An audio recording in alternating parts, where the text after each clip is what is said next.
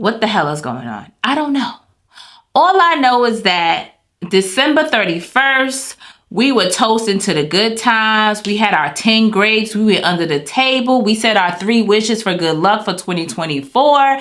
We were hopeful. We popped champagne. Life was supposed to be good. And then we enter 2024 and it's on the same raggedy bull crap as 2023. Yes, layoffs are still happening across a variety of industries, but you already know the drill. If the Fortune 500 companies are doing layoffs, you can bet everyone else is probably going to try the same thing too. We've seen Google do layoffs. We've seen Amazon do layoffs. Microsoft, you know, the big wigs, they're at it again. According to experts, these layoffs are a lot different from 2023. 2023's layoffs were mostly financial. They had a lot to do with the rising interest rates, so it costs a lot more money to invest in their staff. And these layoffs are more so just smoothing things out after the rise of AI and automation really just took over and crushed a lot of jobs in 2023. Unfortunately, job seekers are taking the brunt of this. Folks have been, on the job market for a year or longer. They're still in the job market because it's just extremely competitive. And again, a lot of the things that they were great at are just no longer needed because of AI. This video is specifically for folks who are fresh to this layoff nonsense and you're just confused. You don't know up from down. You don't know what you need to be doing right now. I have a list of things that any new job seeker should be seriously looking at after they have been told that they're being laid off. These things are gonna hopefully help the process be a little bit more smooth for you. Just having awareness of the steps that you need to take, it should help your financial situation and it should help you be able to land that next job sooner. Number one, the first thing you wanna do is speak to your HR leader.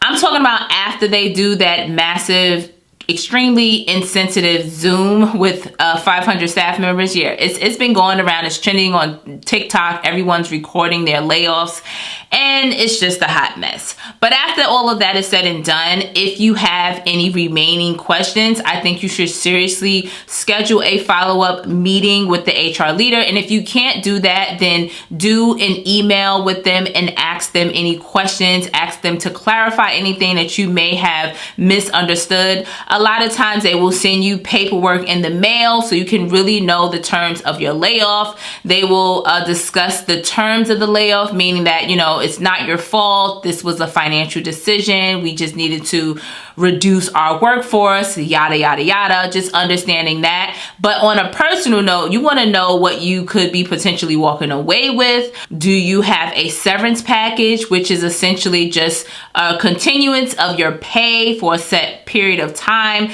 Usually it's dependent on how long you were with the company. So the longer your term with the company, the bigger the severance package. You also want to know how that will be dispensed. Are you going to continue to get direct deposit? Are they going to give you a lump sum? Usually they'll do it at the same, pay scale as, what you got paid for.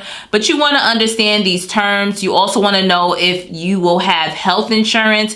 Usually bigger companies, they will give you health insurance for 3 to 6 months or whatever the term is, just to make sure that, that I think is just really important. And anything else, like if you were an employee who had vacation time that you didn't get a chance to use, are you going to be paid out for that? These are all questions that you need to speak to HR directly about. After you have spoken to the HR director, I feel like you need to celebrate your time at that company, right? Stop looking at layoffs as something negative and in the sense that you got defeated at something, because that's not even the case. A lot of times layoffs have nothing to do with the employees. This is just the end of this relationship. Time for me to go on to the next one and figure out what's out there for me. The best way to really do that is to celebrate yourself. I do this by looking at this as an opportunity. I have free time to take a staycation or a vacation, right? And this is going to be according to your budget. If you know that you don't have the funds, obviously you don't want to take a 14-day trip to Fiji because that's going to be outrageous, right? But if you do have the funds and a little wiggle room, you may want to take a trip to an island and just sit for 3 days or 4 days and really think through what's happening in your life. Or if you don't have the funds, maybe you want to take a staycation right up the street and just really just use that time to figure things out. The purpose of a staycation and a vacation is for you to really just separate yourself from outside people, like your friends, your family. Everyone's going to be wanting to give you advice. It's going to be hard conversation that you need to have, and you have to come to terms with that. And I feel like being alone is the best opportunity to really have those conversations with yourself, to get clear on what your next moves are. Like, do you even want to still be in this space anymore? Is this industry even for you anymore? These are things that obviously is not going to happen in a weekend, but just actually laying out the questions that you need to ask yourself. And if you do come up with those answers in a weekend, that's great. But just having that jump off point and also that time to really just celebrate all that you've done, all of your achievements, all of your accomplishments, all of the hard work that you put into this company, it should not go unnoticed by you. So you're back from the staycation, vacation, hopefully you got a nice tan. Now it's time to get down to business, financial business, and you need to file for unemployment, okay? You need to make sure that you're doing this as soon as possible, because you just don't know how long it's gonna take for you to find another job, right?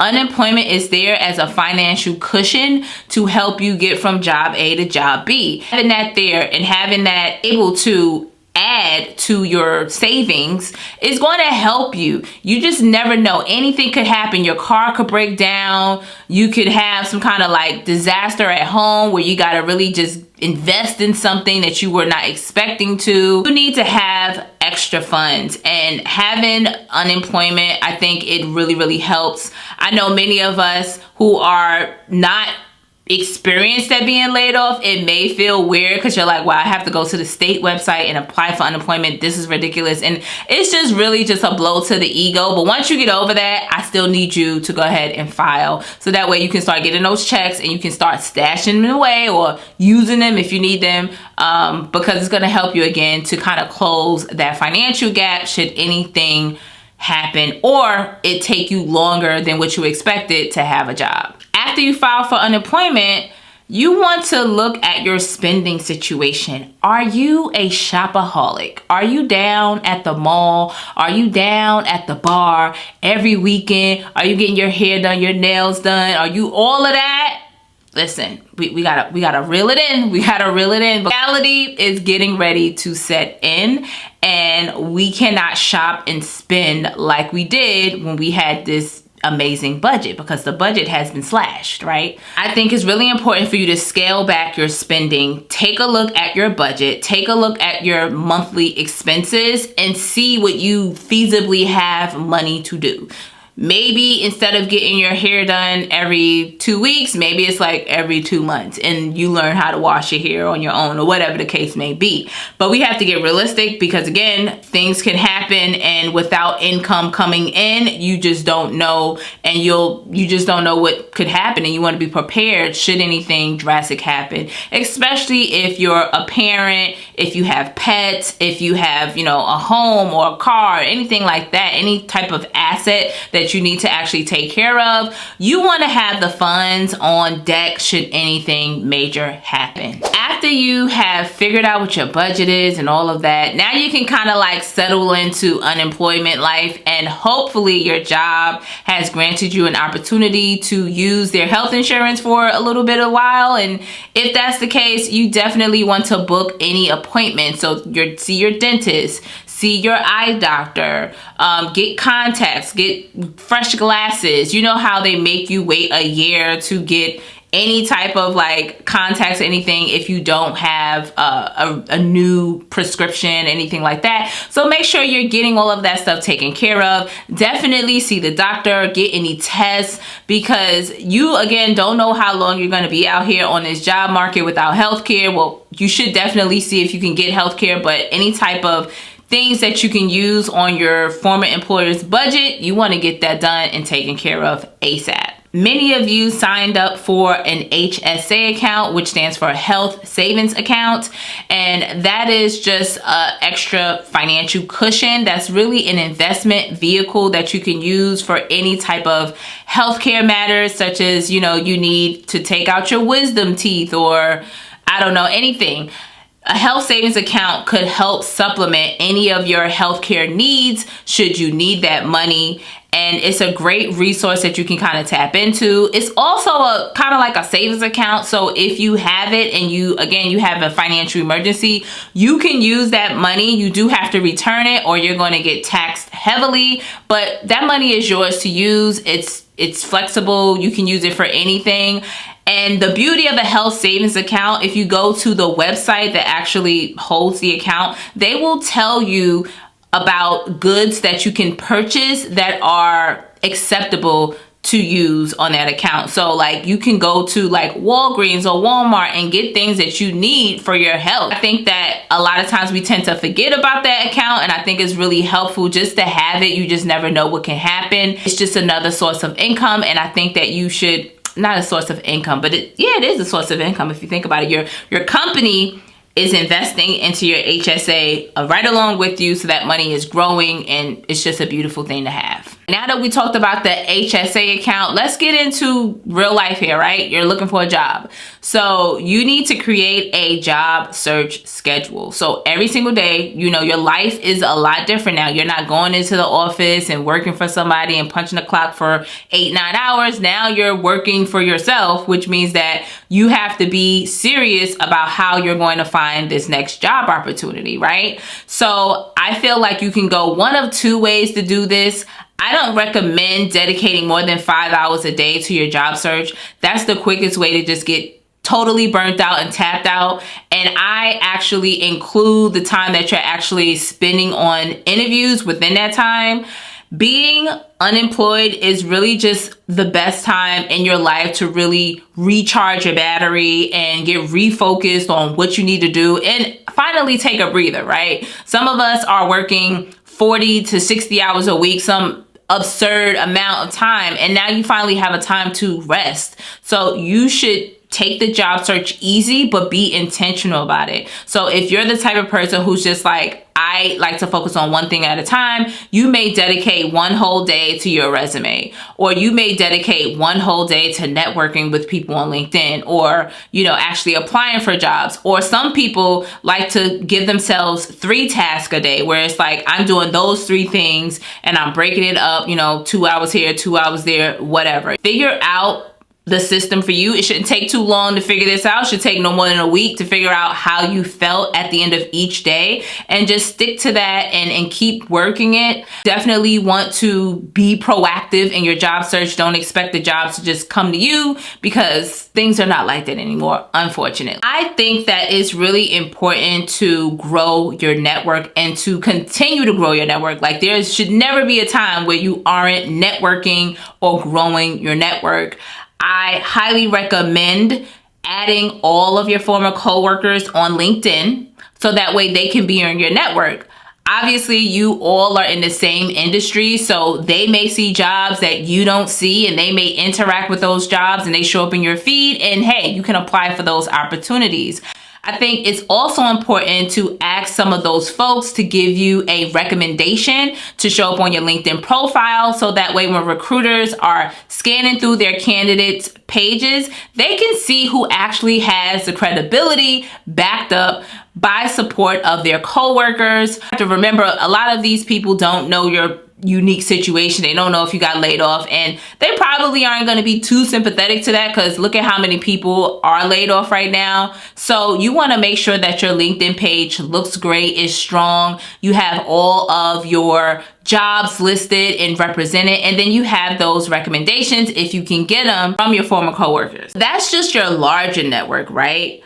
Looking for a job and being laid off is probably one of the loneliest experiences that you will go through, because you don't have anyone to talk to. Like, all of the people you used to talk to every day, they just aren't there anymore, because they're moving on with their lives, regardless if they stay with the company or not. Everyone's doing something different now, right? So I think it's highly, highly, highly important for you to look around the organization and look at who really had your back, or look at the people that you really liked and enjoyed working with, and try to build somewhat of an alliance with those people. These are going to be people that you can talk to, talk about the ups and downs of being laid off and job searching and interviews and opportunities. These are going to be people that, you know, a win for them is a win for you. You feel supported, they feel supported. They're going to be people that give you a reference, a glowing reference. They're going to be people that recommend you for opportunities that they aren't into, things like that.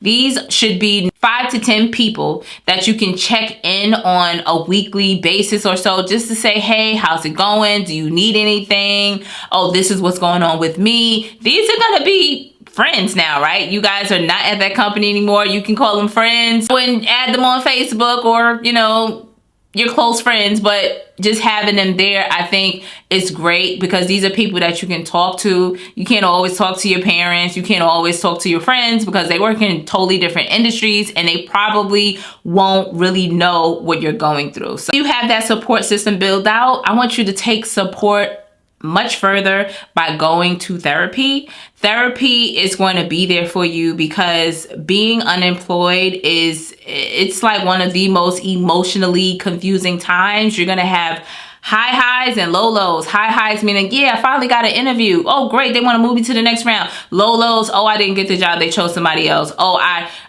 contacted the recruiter to figure out why they didn't hire me and they ghosted me. You know, it's going to be all of that, and you're going to have to get used to it. You're going to have to get used to regulating your emotions and understanding that you are your best self. You're bringing your best self to this process, and if they don't see your value, that's on them. The best person to actually bring that out of you is a therapist. They can unearth trauma that you didn't even know was there, that probably held you back. So this is just a starting point for those of you who have been laid off. And if you feel like you're still a little fuzzy on how to make a career change, how to get a new job in 2024, I created a video for you right here that you can check out. It lays out a step-by-step process on how to really make it happen. So if you don't want to be on the job market for too much longer, check out this video here. And if you're new here, my name is Candace. I'm a career coach. Before you leave, like this video and subscribe to this channel. Leave a comment below letting me know how your job search is going. I would love to be able to help you and support you in any way. And I will speak to you all on the next one. Listen, this job search game is not easy, especially right now. Everything is in shambles. But I created a video for you that can help you get to your goals a little bit faster, especially if you have your eyes sight set on making a career change in 2024. You can check out that video right here. Thank you so much for watching this video today. Thank you so much. Please like this video, subscribe to the channel, and drop a comment below letting me know how your job search is going so far in 2024. Until next time, bye. You got me loser, set me free.